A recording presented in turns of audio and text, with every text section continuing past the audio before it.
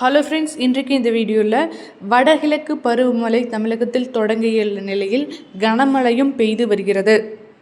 கனமழை பெய்வதன் காரணமாக பள்ளி கல்லூரிகளுக்கு மாணவர்கள் சென்று வருவது கடினம் என்பதாலேயே விடுமுறையும் அழைச்சிட்டு வராங்க.